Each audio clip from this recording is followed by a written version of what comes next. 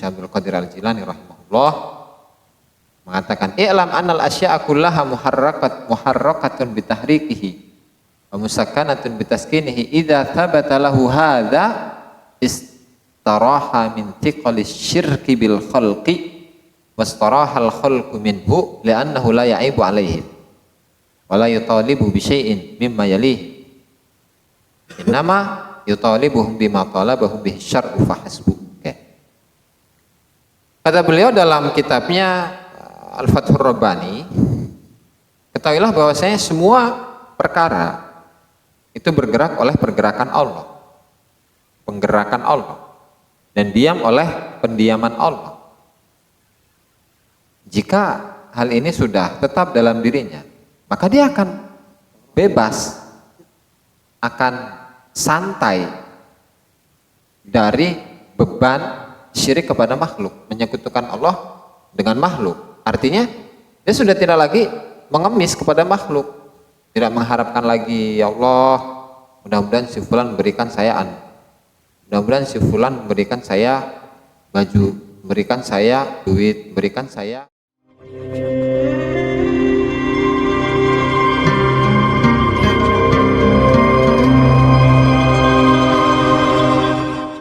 An-nur tsalits wal arba'un fi dzammi su'ali li ghairillah. Iya mah berat ya. Dan sekaligus apa ya? Sentilan nih buat kita. Jadi bab ini membahas tentang buruknya meminta mengemis kepada selain Allah. Kata beliau, qala radhiyallahu anhu masa'alan nasa man sa'ala man sa'ala illa bijahlihi billah wa dha'fi imanihi wa ma'rifatihi wa yaqinihi wa qillati sabrihi.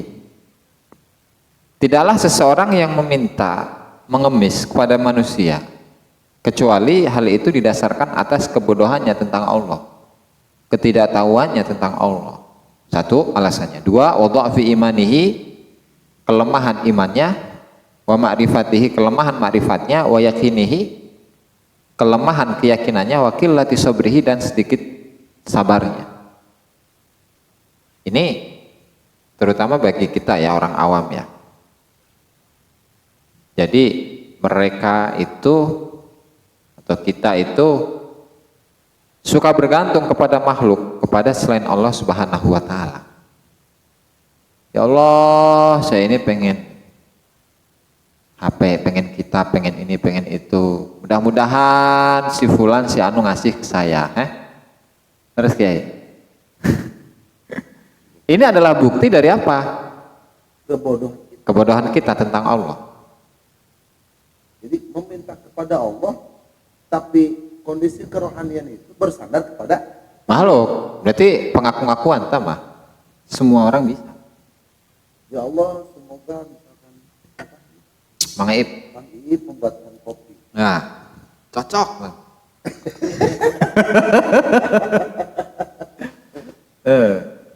Minta sama Allah, tapi disadarkan gitu. Ya berarti itu tanda bahwa kita itu nggak kenal pada Allah ya. Dan iman kita lemah, makrifat kita lemah, yakin kita lemah, sabar kita pun sedikit. Nah sebaliknya, wa man ta'affafa an dzalika illa liufuri ilmihi billahi wa quwwati imanihi wa yakinihi wa tazayyudi ma'rifatihi bi rabbih azza wa jalla fi kulli yawmin wa lahdatin wa haya'ihi minhu azza wa jalla. Sebaliknya, tidaklah seseorang yang menjaga dirinya ya. Menjaga diri atau apa ya? Bahasanya apa, orang yang apa yang pas itu ya. Jadi merasa jijik gitu kalau bersandar kepada selain Allah. Ya menjaga dirilah. Tidaklah seseorang yang menjaga diri dari mengemis kepada makhluk kecuali itu atas dasar banyaknya ilmunya dia tentang Allah Ta'ala, kuatnya iman, keyakinan pada Allah Ta'ala, dan bertambahnya atau selalu bertambah-tambah kema'rifatannya tentang Tuhannya di setiap hari dan setiap saat. Dan bertambahnya rasa malu dia ke Allah Subhanahu wa taala. Ya, tadi teh cerita yang kemarin itu. Masa saya lebih memenangkan kawan-kawan saya, sahabat-sahabat saya daripada Allah taala. Itu kan dalam proses ini, dalam proses ujian, riyadhah, latihan. Bagaimana diri kita bisa melawan itu.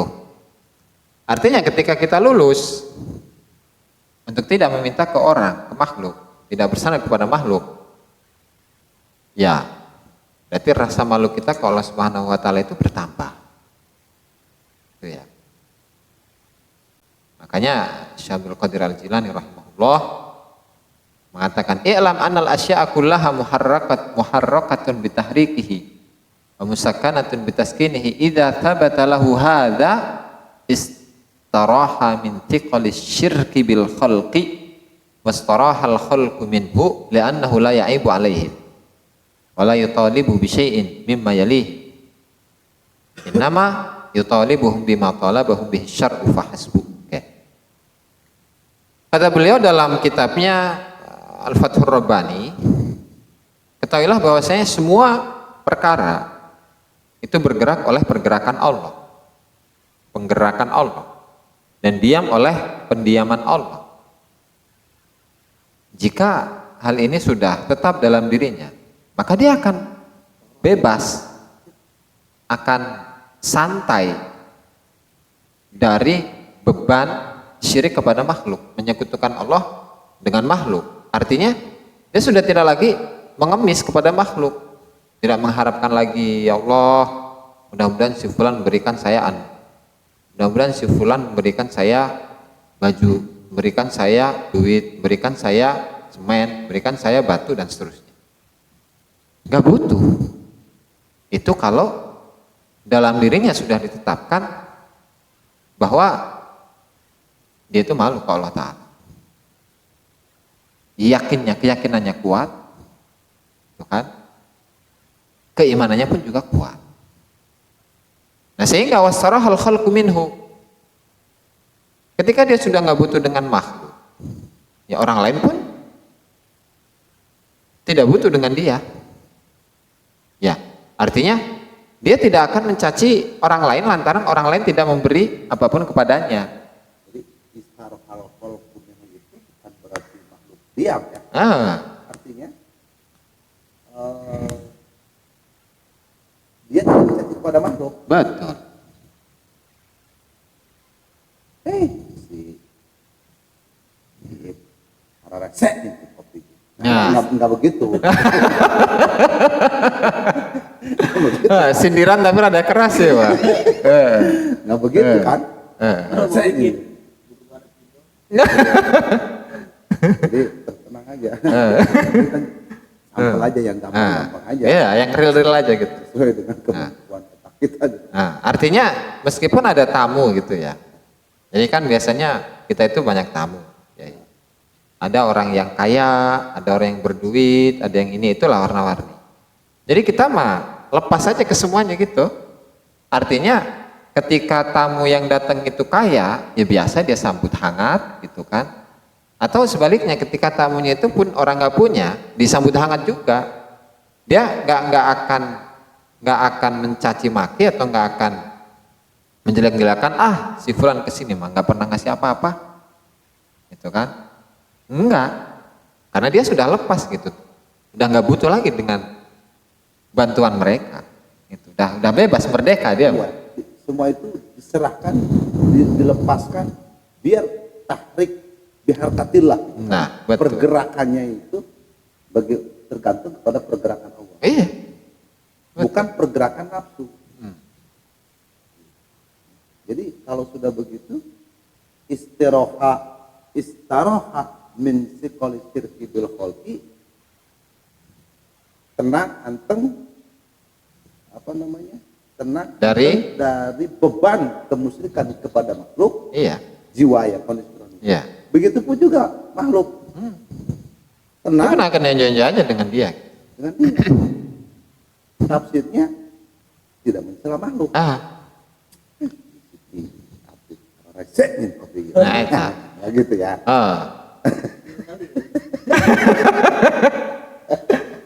Wa inna ma yutalibuhum bima talabahu bihi asyar'u fahasbu. Jadi yang dia tuntut dari orang-orang yang di sekitarnya itu ya tuntutan dari syariat itu sendiri. Artinya ketika syariat itu memerintahkan mereka untuk taat kepada Allah, ya udah taat. Kamu kan apa istilahnya ya, saya lihat kamu itu jarang sholat, saya lihat kamu itu jarang sedekah, saya lihat kamu itu jarang puasa. Coba sih sesekali kamu tuh puasa gitu.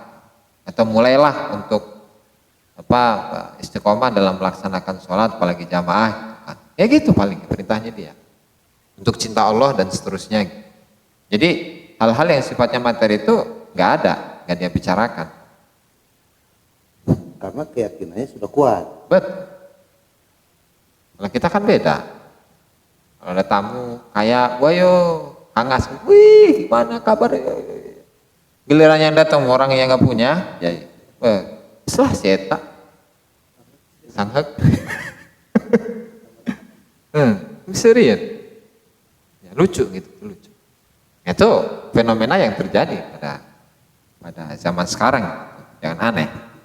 Artinya Syaikhul Qadir Al-Jilani rahimahullah itu jangan memberikan motivasi kepada kita bahwa kita jangan sampai menjadi pengemis untuk dari manusia ini.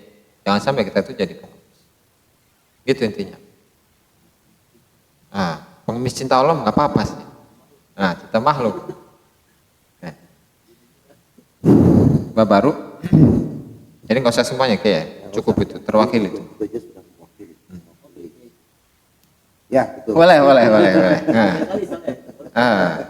Siap. Doanya, orang no pahit. Ya, Gak apa-apa. Rek di bawah kayak ya. Yaudah, mistik Ya, Pak, ya. Jangan terlalu manis. Amis setik.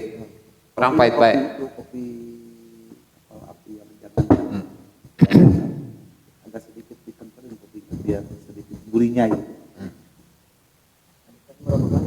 Oke, baru sama aja. Sehat sama aja. Solih. Ini suara motornya Gagah. Oke, bab baru An-Nurur Rabi al-Arbaun ya. Bab yang ke-44 di sabab adam istijabati doa il-arifi billah. Baik. Dalam sebab tidak diijabahnya doanya para arifin. Jadi arifin itu, para alim marifat itu nggak semua doanya dijabah oleh Allah Ta'ala. Ada beberapa doa-doa yang tidak dijabah oleh Allah Ta'ala dari doa mereka. Tenang, lawaka. Wa qala radhiyallahu anhu innama lam yustajabil arifi kullama yas'alu rabbahu azza wa jalla wa yufi bi kulli ma wa'ad li alla yaghliba alaihi raja' fayahlak. Sungguhnya Allah Ta'ala itu tidak mengijabah bagi seorang yang ahli ma'rifat setiap kali dia itu berdoa kepada Tuhannya dan tidak memenuhi semua janji-janji yang Allah janjikan kepada para arifin ini agar di Allah yagliba alaihi raja, agar rasa pengharapannya ke Allah Ta'ala itu tidak terlalu banyak. Nah, benar, enak. Nah, cocok. Supaya malaikat darah rata. Ya Allah yagliba alaihi raja, agar pengharapannya ke Allah Ta'ala itu tidak berlebihan. Karena kalau pengharapannya ke Allah Ta'ala berlebihan, hancur dia, fayahlah, hancur. Ya hancur di sini, saja gugur walianya. Bisa jadi. Ya karena apa? Karena kondisi kerohanian. Li'annama min halati. Tidaklah dari satu kondisi kerohanian, wa maqamin dan maqam, illa walaka khaufun wa ruja'un, kecuali di setiap hal atau maqam itu harus ada keseimbangan antara khauf dengan roja, antara harapan dengan rasa takut. Kalau Allah Ta'ala itu harus seimbang, karena huma kajanahai ta'ir la yatimul iman illa bihima, ya karena keduanya itu disamakan, diposisikan seperti dua sayap. Kalau roja doang berarti dia punya satu sayap doang, gimana mau terbang? Kan burung itu. Atau khauf doang, terlalu takut terus. Nggak bisa juga, satu doang nggak bisa. Tapi harus ada khauf, roja, ada rasa takut, ada pengharapan ke Allah Ta'ala. Dan iman itu akan sempurna dengan adanya dua hal ini. Gitu. Kadzalikal hal wal maqam, begitu juga dengan hal dan maqam itu pun tidak akan sempurna ketika tidak ada keseimbangan antara khauf dengan roja. Hanya saja ghairu anna khaufa kulli halatin wa raja'aha bima yaliku biha. Hanya saja takutnya setiap halah dan rojaknya setiap halah, hal kondisi kerohanian seseorang itu ya disesuaikan. Bima yaliku biha, itu disesuaikan. Makanya dalam sebuah hadis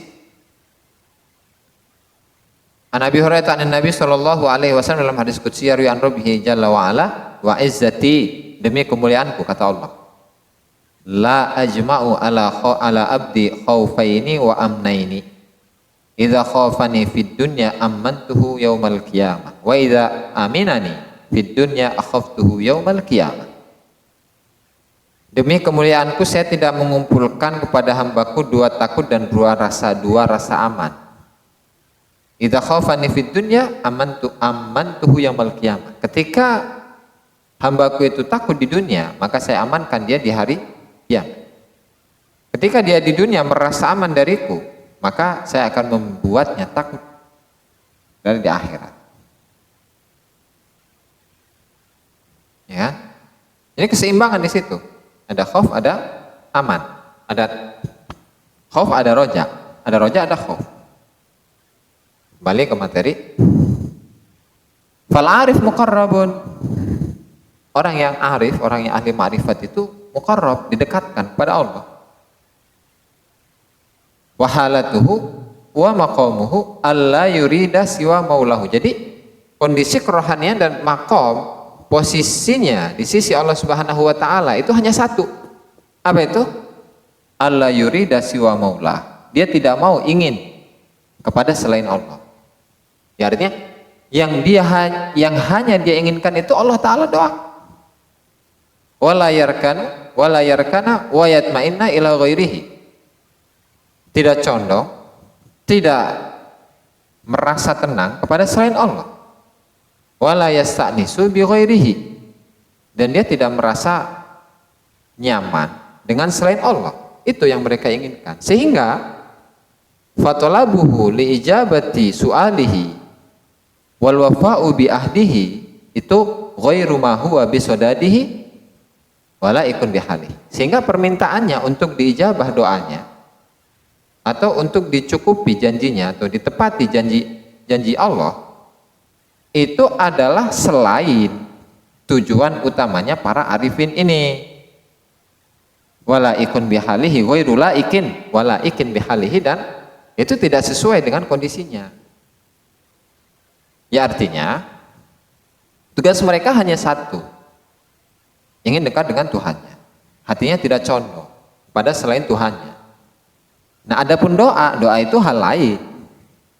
Doa itu hal lain.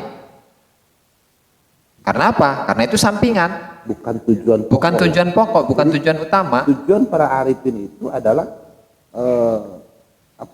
la yuridu siwa maulah. Dia tidak ingin, tidak ada keinginan untuk selain Allah. Nah, ini tentang hadis Abi Hurairah ya. Tidak akan kumpul pada seorang hamba, seorang manusia dua takut, wa amna, ini dua keamanan, rasa aman. Maksud dua takut di sini gimana? Misalkan gini, apa saya takut ke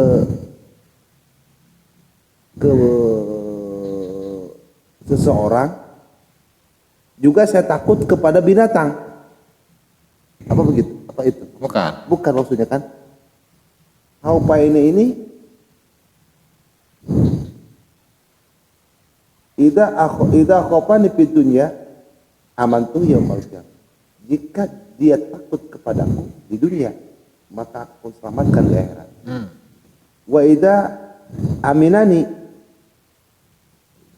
di dunia, wa idza aminani, dan jika aminani merasa aman seorang hamba ni kepadaku kan di dunia, amanlah di dunia, maka Allah akan memberikan rasa takut dia. Oke. Jadi maksudnya begini, ketika seseorang punya dua rasa takut, misalkan begini, saya takut miskin di dunia dan juga saya takut miskin di akhirat, apa begitu? Enggak juga. Artinya gini tuh, kayak rasa aman dan rasa takut kan ya. Coba diulang. Merasa aman dari Allah Ta'ala sehingga dia leha-leha, santai-santai, tidak mau menjalankan tugas, tidak mau menjalankan tugasnya sebagai seorang hamba, karena dia tenang, Allah Ta'ala pasti mengampuni dosa, tapi nggak ada bukti kan, dia nggak ada pembuktian bahwa dirinya ini berusaha untuk diampuni dosanya. Merasa aman dia mah, ya otomatis orang yang merasa aman ketika di dunia, di akhirat takut, dalam arti dia disiksa di akhirat.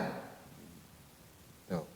Oh, iya. Kebalikan. Nah, kalau dia merasa takut di dunia, dalam arti saya takut kalau saya di dunia ini tidak melaksanakan tugas saya sebagai seorang hamba, ya, otomatis dia pasti akan melaksanakan tugasnya sebagai seorang hamba, dan di akhirat dia nggak merasa takut. Artinya dia tidak takut-takuti Allah Ta'ala berupa siksaan. Oh, jadi kesana pahamnya ya? Betul. Ya, artinya di situ ya ada keseimbangan antara rasa aman dan rasa takut di dunia dan akhirat. Cuman untuk pandangan yang ada di kitab ini itu lebih menjurus lagi. Kalau itu kan secara umum gitu di hadisnya ya. Iya, secara umum gitu. Nggak menjurus kepada khauf dan roja secara khusus. Nggak menjurus khauf dan roja di sini artinya kepada Allah, kepada makhluk. Iya. Jadi orang yang takut kepada makhluk, ya orang yang takut kepada makhluk, dia merasa aman kepada Allah. Artinya orang tidak akan kumpul dua rasa takut. Nah, ini kita maksudnya ini dulu esensi ya, dari. Oke, siap. Tidak akan kumpul dua rasa takut. Saya takut kepada Allah dan saya takut kepada makhluk. Apa begitu maksudnya? Enggak. Kalau orang takut kepada Allah merasa aman.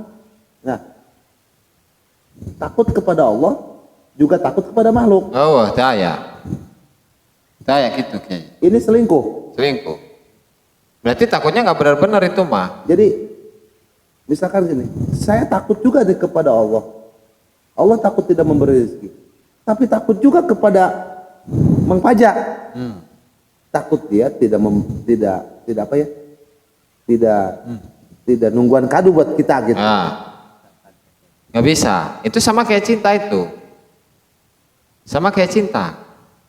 Cinta itu nggak bisa dibagi. Rasa takut pun sama. Iya. Artinya gini. Itu Ketika itu bukan rasa takut namanya itu. bukan takut-takutan sama. Dia takut kepada Allah. Kok takut kepada makhluk? Oh lah. Nggak ada. Takut harus tunggal. Iyalah. Rasa sama. Makanya kalau kalam para arifin itu man khafani atau man khafallaha khafahu kullu syai. Barang siapa yang takut kepada Allah, maka dia ditakuti oleh selain Allah. Ya kan? Ditakuti. Artinya dia nggak takut apa-apa dari selain Allah Ta'ala itu. Nggak ada rasa takut sedikit pun. Nggak bisa takut dua-dua ya. Nggak bisa. Takut kepada Allah juga takut kepada makhluk. Nah, kumaha tadi. Berarti belum sempurna rasa takutnya itu. Jadi takut-takutan. Cinta-cintaan juga sama. Benar. Nah, eta menyelingkuhi. Ini tidak diitibarkan, tidak direlevankan kepada persoalan syariat. Ya. Ini kan kondisi kerohanian. Cinta kepada Allah nggak bisa dibagi. nggak bisa dibagi. Saya cinta kepada Allah, tapi di dalam batin kita ada rasa cinta dan sayang dan sebagainya kepada, oh maaf, istri, anak, kemudian harta dan sebagainya. Ini namanya cita-citaan. Dia senang kepada kebendaan, maka itu belum berarti dia katakan cinta dia kepada Allah. Betul. Ini kondisi rohaniah. Artinya hanya bisa dirasakan oleh seseorang. Sejauh mana rasa cinta kepada Allah tidak bisa digambarkan dengan kata-kata. Ya. Karena kondisi rohani.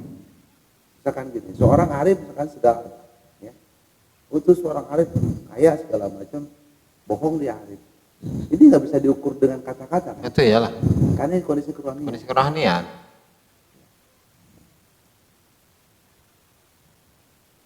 Arti apa Cak? Eh. Nah, sekarang saya lagi berkhayal. Saya ini orang cinta nggak dengan Allah? Ternyata belum. Ya berarti masih berusaha cinta ke Allah Ta'ala. Masih berusaha cinta-cinta. Nah, tenanon cita-citaan ke? Nah. Karena begini, kalau kita ini bayangan atau halusinasi kepentingan dan lain sebagainya.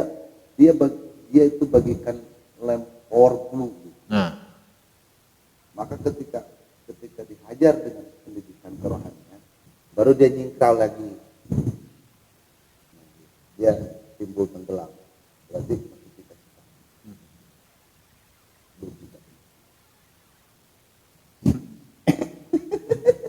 Ini kan cita-cita.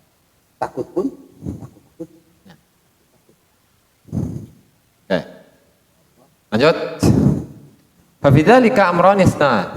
Nah, dalam permasalahan ini ada dua hal yang perlu digarisbawahi. Yang pertama adalah ahaduhuma li alla yaghliba alaihi ar-raja wal ghirrah bimakri rabbih. Agar roja itu tidak menguasai dirinya. Wal ghirrah bimakri rabbih, atau tadi rasa tadi ya, katakanlah takutlah dengan makar Tuhannya.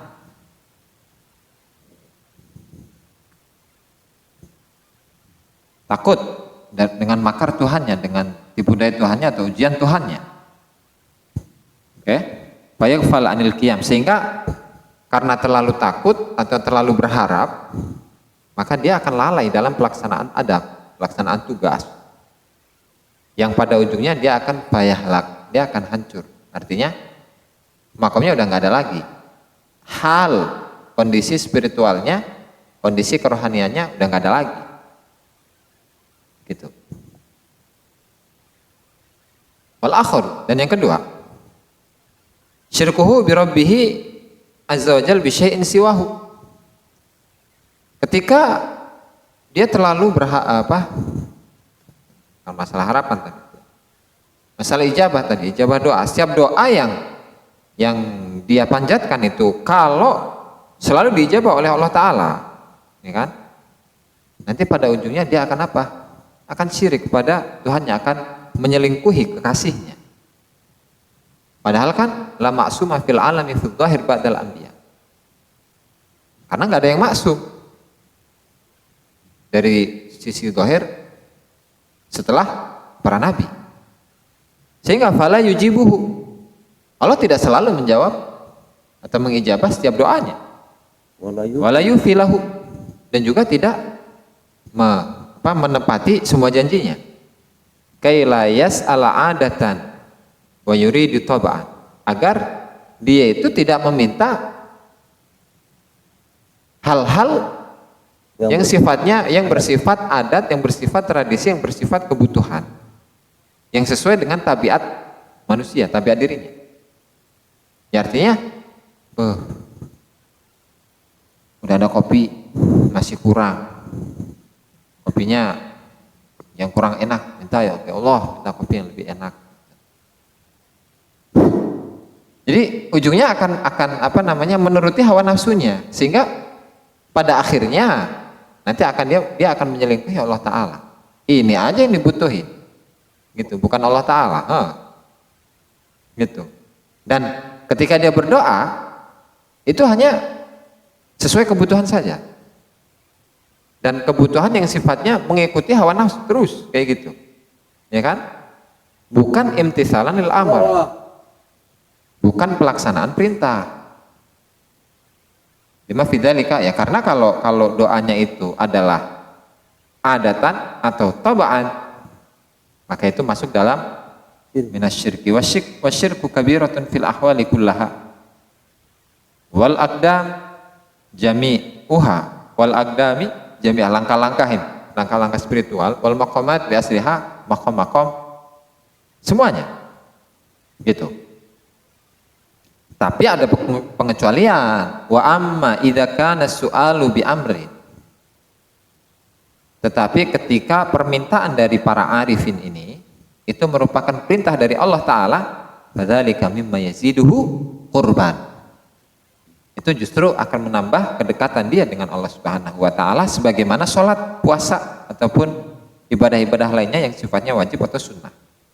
Ya, karena ketika permintaannya itu berdasarkan atas perintah Allah Subhanahu wa Ta'ala, maka dia termasuk orang yang mumtasilan lil amr, gitu. Jadi tetap koridornya ataupun sentralisnya ataupun pegangannya kembali lagi pada diperintahkan Atau tidak? Harapan ini berbicara tadi takut, ya, takut. Sekarang harapan itu, dan saya berharap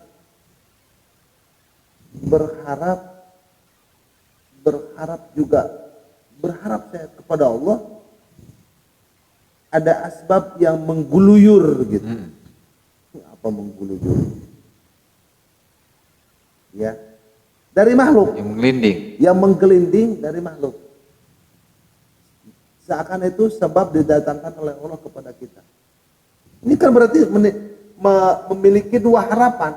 Harapan kepada Allah, harapan juga kepada makhluk. Berarti harapannya tidak murni, ya? Tidak murni. Jadi kalau harapan yang sesungguhnya adalah udah putus sabab dengan makhluk, lurus berharap kepada Allah. Begitu? Betul. Ketika ada harapan itu, harapan gimana? saya kan gitu. Saya pengen punya mobil Fortuner. Ini contoh aja ini, ya. Allah berikanlah saya jalan. Ya, saya bikin mobil. Nah, dalam kondisi kerohanian ini saya berharap misalkan dari siapa? Maja. Dari saya.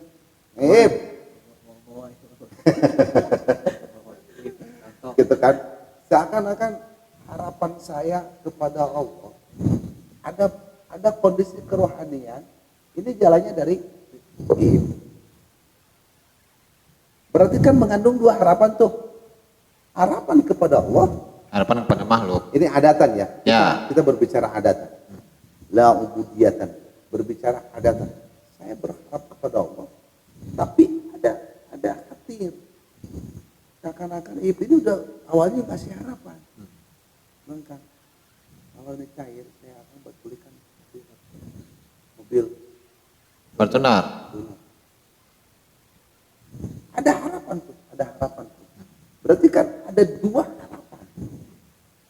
Harapan kepada Allah, harapan juga kepada Makhluk. makhluk. Pertanyaannya? Itu la ilaha illallahnya udah bermasalah. Tauhidnya udah bermasalah. Udah kena ini, ya. Iya, udah syirik itu mah. Udah syirik. Betul. Jadi baiknya ini adatan dulu, ya. Ya. Baiknya ya ketika berdoa, ya Allah, ketika memang Engkau itu memberikan saya Fortuner dari si fulan, turunkan, kalau enggak udah, enggak usah. Titik. Jadi itu namanya memusatkan harapan. Iya. Ya Allah, jika itu milik saya, ya, segerakan. Dan jika tidak, Cut. buanglah dari Nah, gitu kan. Jadi kan nggak terlalu, misalnya ketika memang proyek itu gagal atau ketika sukses sekalipun dia nggak dikasih mobil, nggak kecewa. Jadi memutus kekecewaan itu. Jadi tetap harapan harus satu. Takut pun harus satu. Betul. Bisa dibagi. Sudah harapan kepada Allah. Putus sabab, tapi bukan berarti putus sabab memutuskan hubungan wahimnya secara lahiriah. Ya. Itu masalah. Ini kan ngabedakeunana ieu, mensinkronkannya gitu. Dari kedua ini. Ini kondisi kerohanian. Yang ini kondisi lahiriah, kezahiran gitu. Bagaimana antara zuhid dan batin ini sinkron? Saya berharap kepada Allah. Ya, mudah-mudahan Kang Paja ini mau ke Duren. Enggak, contoh ini mah. Contoh.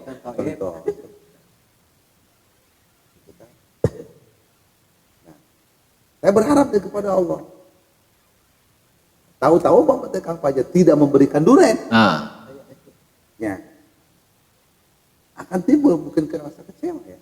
Pasti. Ketika harapan saya tidak dijawab oleh Kang Paja. Nah ini sering terjadi, punten ya. Iya kan di situ. Sebab merek. Kondisi sosial ini. Nah, kondisi sosial, katakan alih hikmah lah. Kondisi sosial ini. Ya, kondisi sosial. Kan biasanya kayak gitu kan, Kiai. Apalagi yang memang memiliki apa? Katakanlah pekerjaan atau apa itu? Ya, iya pekerjaan. Suka mendoakan orang tuh kan? Mendoakan orang. Pasien lah. Dia punya pasien, entah dia punya proyek atau apa. Kalau goal sekian persen kan gitu, biasa ada seperti itu kan? Itu sudah lazim. Sudah lazim. Oke, pertanyaannya, kalau itu goal, ya kan? Dia nggak dikasih. Bagaimana perasaan? Apa ya pasti mendongkol. Nah, kenapa? Karena saya berharap kepada taruh pajak. Pasien saya ini pajak. Dia berhasil nih. Kemudian dalam kenyataannya prosentase ataupun hasil itu juga ubar pamali pun juga tidak. Itu pasti manusiawi. Nah, coba kita bayangkan seandainya dia pun ngasih tapi atas dasar keterpaksaan. Artinya gini, udah cair, tapi dia nggak mau datang, nggak mau nongol lagi ke kita gitu. Kemudian kita entah gimana caranya dia itu sampai ngasih. Otomatis ketika dia ngasih sekalipun itu dengan hati yang dongkol orang tadi ke kita. Kira-kira memakan harta yang seperti itu, efek negatifnya apa ke kita itu? Saya maksud tidak melebar dulu ke sana. Kalau berbicara efek itu pasti ada efek. Tapi ini rasa pengharapan ini berarti sudah terkontaminasi. Betul. Justru bukannya dia berharap ke Allah Ta'ala. Iya, berarti saya berharap. Malah geser itu. Geser. Kalaupun itu mengefek dari apa yang diberikan, kita bahas itu aja dulu. Oke. Ya. Supaya pembahasan roja ini lurus gitu. Saya berharap kepada Allah, ya Allah, habli ilman wa hikmatan wa rizqan min ghairi la ya'lamu. Tapi ada sebuah persekutuan di dalam batin, dalam persoalan ini. Saya berharap dari pajak. Jadi pajak. Tidak kan? Kasih pajak, orang aja. Nah, temunya kecewa. Maka harapan ini sebetulnya sudah lagi bukan berharap kepada Allah. Itu pasti. Sudah berharap kepada makhluk. Contoh kita kemarin kapannya, karena kita terlalu berharap ke makhluk, ujung-ujungnya sengsara.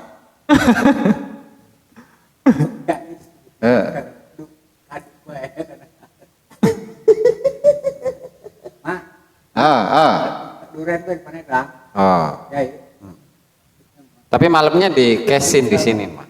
Tapi malamnya cash kayaknya. Iya, cash itu. Malam. Iya. Itulah kondisi kerohanian orang kemarin. Sudah mah capek. Berharap juga iya tinggi tapi tidak ada. Akhirnya kan ngegerunek tuh. Cuman karena sudah kita memahami ini, minimal ada peredam gitu kan. Nah, eta. Loh gitu kan. Dia peredam gitu. Ya.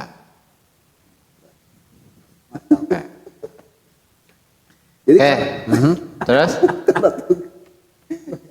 jadi seru banget ngaji. Coba yang yang membuat kemarin itu, membuat kondisi sekarang bahasa kemarin aja. yang membuat kondisi kerohanian kita itu galau, itu apa kemarin itu? Karena ada siko bahwa saya berangkat itu atas izin Abah. Artinya Abah merekomendasikan lah gitu kan. Cina Budori tak nganterkeun. Berarti kan seakan-akan Budori tak nganterkeun adalah perintah. Bagi saya harga mati. Ketika Abah memberikan komando itu berarti harga mati. Sangat 1000 sangat tetap ini perintah. Saya sampaikan kepada siapa? Sejo. Mulai kan, ke haji, dang. Minta uang. Jangan 200 ke dikirim, saya jawab. Jangan 200, 300 dong. Buat makan. Oke. Apa tuh? Deal tuh? Dah. Nah, Ejo saya anterin. Dengan harapan, dengan segudang keyakinan, satu saya menjalankan perintah Abah, tidak mungkin seakan ketika saya tidak melaksanakan, berarti saya menyalahi kecintaan gitu kan. Seakan-akan saya berangkat ya. Sampai mana? Mas. Tidak dikirim baik sampai Palima tidak dikirim baik. Ya. Tambah lagi yang bikin galau, kita suruh belok. Mengkol kiri. Ke kiri. Nah, harapan saya sudah menggantungkan harapan itu. Jody itu sudah mengharapkan ketergantungan itu kepada tidak ada.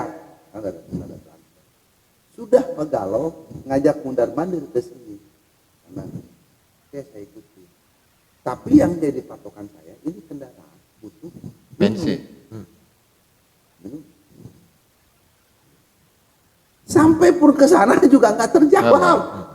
Jadi kondisi kerohanian saya itu, iman saya kepada makhluk. Ya, harapannya sudah hancur kalau berbesar ini. Jadi yang membuat sakit hati itu apa? Tidak terpenuhi gitu. Ya, tidak terpenuhi. Yang membuat sakit hati itu apa? Ya, tidak terpenuhi itu. Orang-orang kini kan? Keyakinan kita juga kan tadi, harapan kita kan? Harapan kita tidak. Karena salah menaruh harapan akhirnya kecewa. Salah menaruh harapan itu Akhirnya kecewa, kesel gitu kan. Ngegendar. Canco areki. Canco gitu ya. Apa ya? Nah, ini maksud saya, inikah yang dikatakan harapan itu tidak bisa dibagi. Nah, eta. Betul. Gitu kan. Inikah yang dikatakan harapan tidak bisa dibagi. Akhirnya kesimpulannya dari perjalanan itu kita tidak mendapatkan apa-apa. Nah, yang ada kecewa. Karena harapan kita yang salah, kan gitu kan? Betul nggak? Ya. Harapan kita yang salah, penempatan harapan yang salah. Ya, karena penempatan harapan itu. Jika pada saat itu kita udah berharap totalitas kepada Allah, jangan kepada makhluk. Nah, ayam meren di Allah Ta'ala mah.